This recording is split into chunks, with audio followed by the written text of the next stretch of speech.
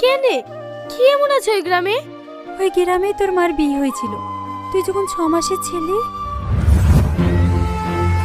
এলে তুই কাবিনের টাকা এক্ষুনি বেরিয়ে যা বাড়ি থেকে।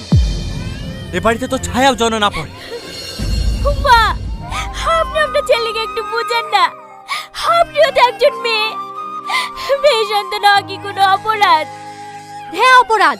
আমি পীর বাবাকে পর্যন্ত জিজ্ঞেস করেছি, তোর কোনোদিনও ছেলে সন্তান হবে না। আমি কত আশা করেছিল বংশে প্রদীপ জ্বালানোর জন্য আমার একটা লাতি হবে, আর তুই শেষে কিনা একটা মেয়ে জন্ম দিলি। তোর এই বাড়িতে কোনো জায়গা নাই।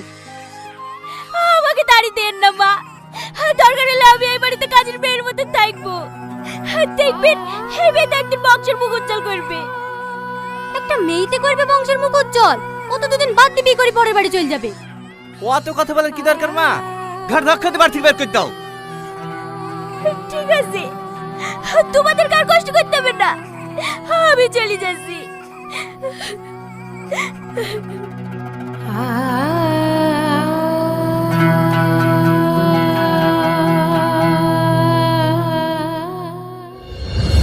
তোর মা এত অপমান লাঞ্ছনা পেয়ে যে গ্রাম ছেড়ে এসেছে, সেই গ্রামে আবার কি করে ফিরে যাবে বল?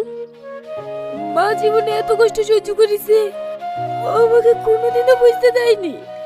শুধু কি তাই, তোকে বুকে করে কাঁদতে কাঁদতে তোর মামার বাড়িতে উঠলো, তারাও জায়গা দিল না। তোর মা লোকের বাড়ি কাজ করে করে তোকে ডাক্তারি পড়িয়েছে। বাড়িতে কেউ আছেন? কে? আমি ম্যাডাম রাকেশ। গাড়ি চলে এসছে, কখন যাবেন?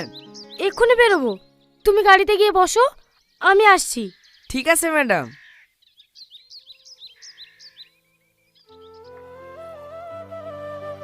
মা, আমাকে জোর করিস নি মধু, আমি যাব না, তুই যা।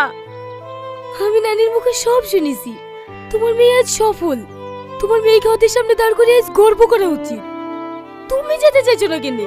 লজ্জা তো পাওয়া উচিত ওদের। আর তাছাড়া তুমি কোয়ার্টারে থাকবা, সমস্ত বাজার আমি তোমাকে করে লিখে দেবো, তোমাকে বাইরেও বেরোতে হবে না।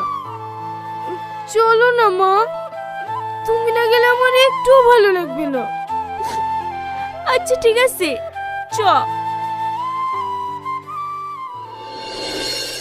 আর খাবো না মা। আচ্ছা একটু কটা আছে, খেলে।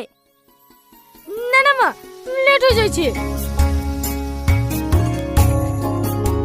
আরে আরে, টিফিনটা তো লিজা। আসছি মা।